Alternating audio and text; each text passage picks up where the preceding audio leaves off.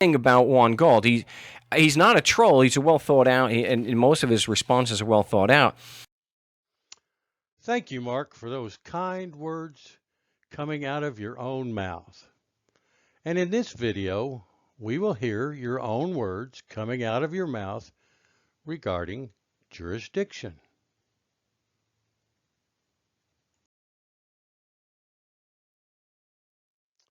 Now, I've always considered and found that jurisdiction is one of the easiest things to prove that it has been established. I mean, I never knew jurisdiction could be so convoluted and considered nefarious. Well, that is until I ran across Stevens and his students. They actually become emotional when talking about it. And I think they've had a little help developing their emotional, unstable reaction to the word jurisdiction. I've tried to explain jurisdiction to some of Stevens' students. I call them victims, but they seem to think they know everything about it, and they zone out when we're discussing the subject. Listen to me, like I do this all the time. Listen to me, like I do this all the time. Yeah, it's a subject that Stevens has successfully confused and misrepresented to his victims. They are so indoctrinated in his misrepresentations, they abandon all reason and explanations. Now, let's listen to one of Stevens' victims zoning out when jurisdiction is trying to be explained to him. He goes off. He covers all kinds of different situations, talks about the military and goes off on all kinds of different rants. But anyway, see if you can comprehend the simple explanation of what constitutes and establishes jurisdiction that this gentleman is given.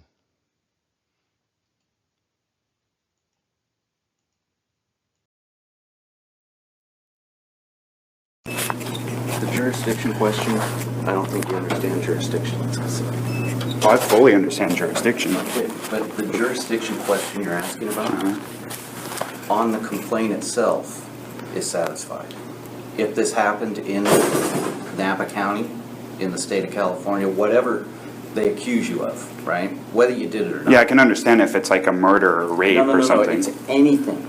Any law broken, right? Any law. I didn't break any laws. I broke statutes and codes, supposedly, I'm going to allege. Right. But those don't override the law. I'm trying to help you. Statutes and codes, which are the same thing, Pretty much. is the law. It's not the law. It is the law. No. Okay. That's putting a helmet on your bicycle or putting a light on your... That's not the law. Anything that they say is a rule of society, whether it's municipal code, whether it's... Black people drinking from water, those white aren't people. laws anymore. Those have been... Okay. Those Cannabis. have been, which is still currently the law. Okay? So whether it's right or wrong, that's a totally different discussion. I'm just saying what the law is. So I just want to explain the jurisdiction thing. When they say, like, for instance,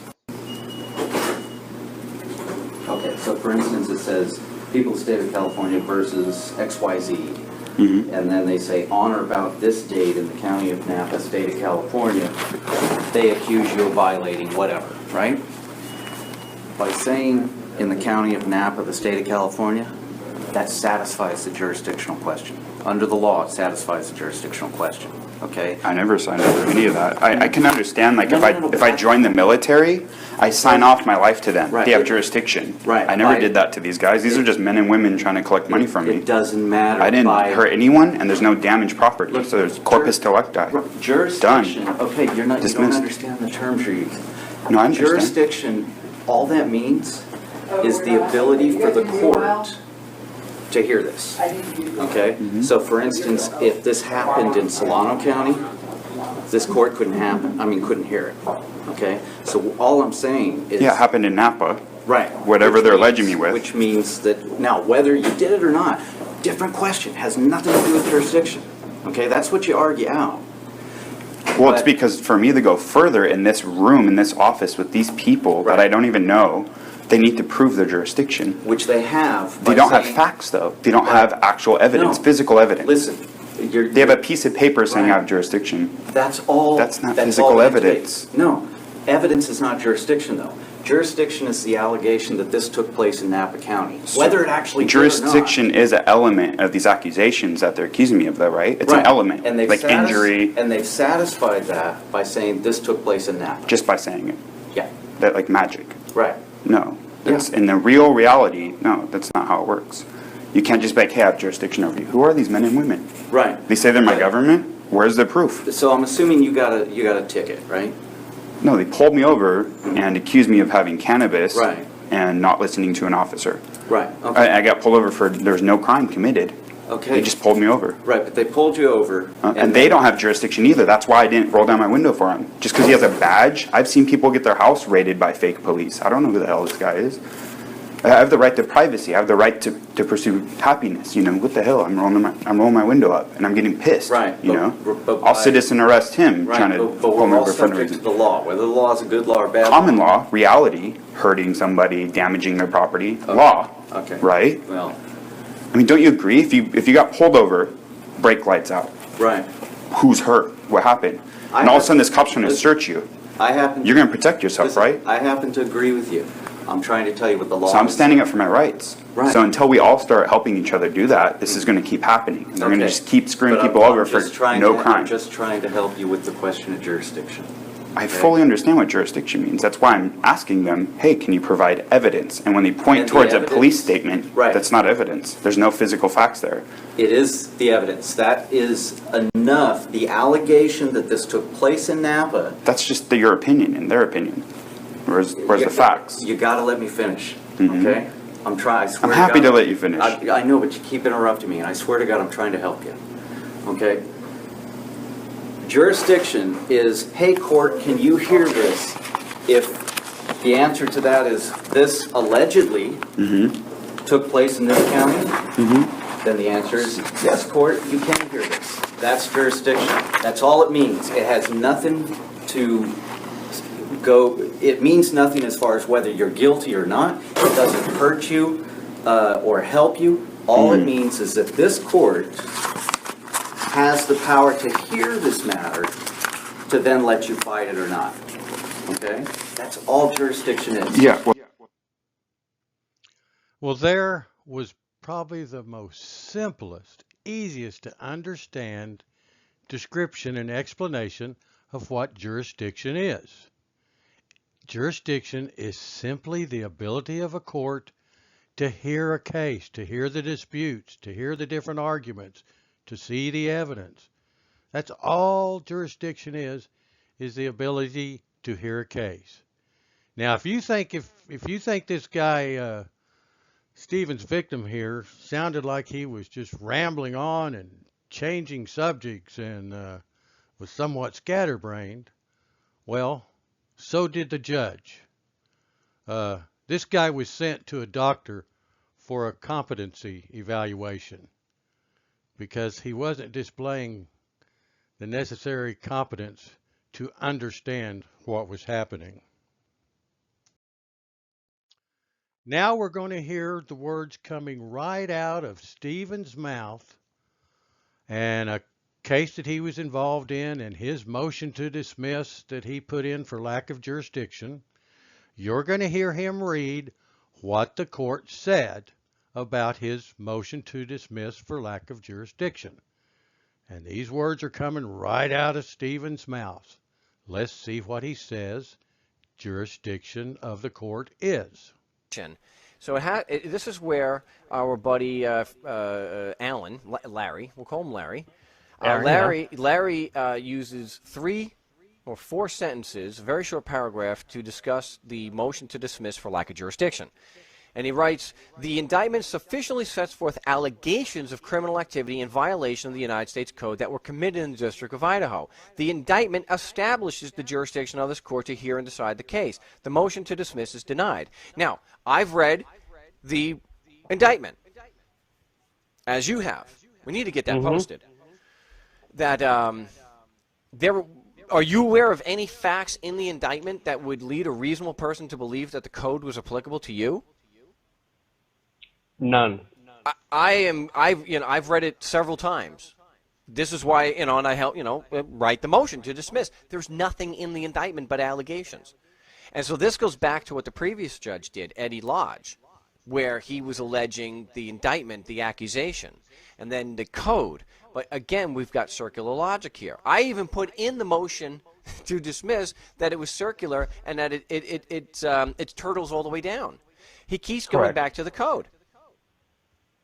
And here we've got what is supposed to be a professional adult named Larry Allen Burns, who is saying that, trying to claim here that the indictment establishes the jurisdiction of the court. How? How does a complaint devoid of any facts to show the code is applicable establish jurisdiction? Now, Stevens asking how shows that he doesn't know the very basics, Law 101. Now, the triggering event that invokes a court's jurisdiction to hear a case is the filing of a complaint by a plaintiff alleging some wrongful act which occurred within the geographic territory of the court. That's why the indictment establishes the jurisdiction of the court to hear the case. What is in the indictment isn't relevant to the court's ability to hear the case at this point. What is in the indictment is the focus of the trial. Stevens confuses jurisdiction with applicability of the law. One has little to do with the other. Jurisdiction, as we have learned, is the ability to hear the case. Applicability of the law is determined by the judge after hearing all the evidence and arguments. And only a judge can make the legal conclusion determining the applicability of the law. Now, like his victims, Stevens is not focusing on the words coming out of his mouth. Instead, his brain is thinking that applicability of the law must be referred to when the motion to dismiss is denied. This false premise even keeps Stevens from hearing the words coming out of his mouth. That is, jurisdiction simply means the court has been granted the ability to hear and oversee the case. Now, this is just a synopsis of what you've heard and what you're going to see in a little bit, is that the jurisdiction is, one, the power of a court to hear cases and issue orders. And this power is invoked when a complaint is filed by a plaintiff. And two, jurisdiction can mean a system of courts. Or, referring to jurisdiction, it can mean the territory within which the court can properly hear the cases. In other words, jurisdiction is given by law to a court to hear cases and rule on legal matters within a certain geographic area and or over certain types of cases. A divorce action, for example, erroneously filed in a traffic court would be dismissed for lack of jurisdiction. Lack of jurisdiction means there's no law granting the power to hear that particular case or to take cognizance of a crime.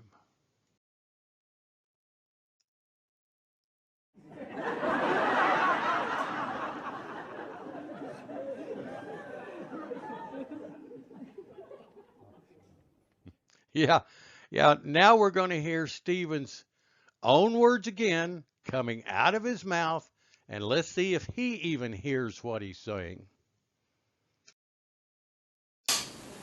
So let's just discuss first what jurisdiction is. Jurisdiction is the power of a court to adjudicate court cases and issue orders to its also territory within which a court or government agency may properly exercise their power. Cornell Law School is also saying, and I have this linked in the article, the term jurisdiction is really synonymous with the word power. Any court possesses jurisdiction over matters only to the extent granted to it by the Constitution. That's Go. Whoa, Stevens, you left off another part of the sentence. What does that say? Granted to it by the legislation of the sovereignty on behalf of which it functions. In other words, a court possesses jurisdictions over matters only to the extent granted to it by the legislation or law of the sovereign. Let's continue. Now, on the right, you see Stevens, what he put on the screen. On the left is the unedited version. And if you look down to the highlighted area, the most important part that Stevens leaves out, and the most important part that is most applicable to what we're talking about, is where it says, any court possesses jurisdiction over matters only to the extent granted to it by the legislation of the sovereignty on behalf of which it functions. Example, a state court in Mississippi may need statutory permission by the Mississippi legislature to hear certain types of cases. Now, usually in the state's constitution, or it usually will say something like, we create a Supreme Court of the state, and the legislature will create whatever inferior courts they may need. And these inferior courts are created by the legislature, are created by laws. And these laws create certain courts to hear certain types of cases. So as you can see, that's a very important part that Stephen totally leaves out. So one more time, the jurisdiction that the court refers to when Stevens or any of his victims ask, where's the evidence of jurisdiction? It's the jurisdiction that has been authorized by the legislature of the sovereign. And evidence of jurisdiction is the fact that there is a law granting the court the ability, authority, power, whatever, to hear legal disputes within its territory. Now, that's why the judge always refers to the law and territory. In other words, yes, you were here in this geographic area, as evidence of the court's jurisdiction.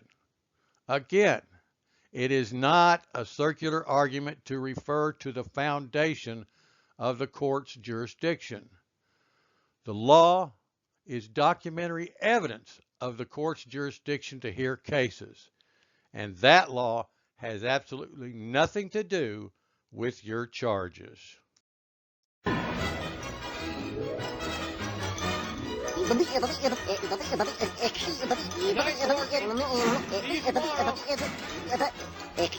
home, folks.